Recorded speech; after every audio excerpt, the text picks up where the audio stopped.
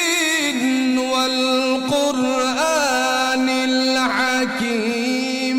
إنك لمن المرسلين على صراط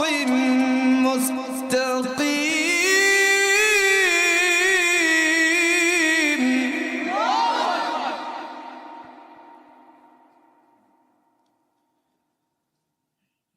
تنزيل العزيز الرحيم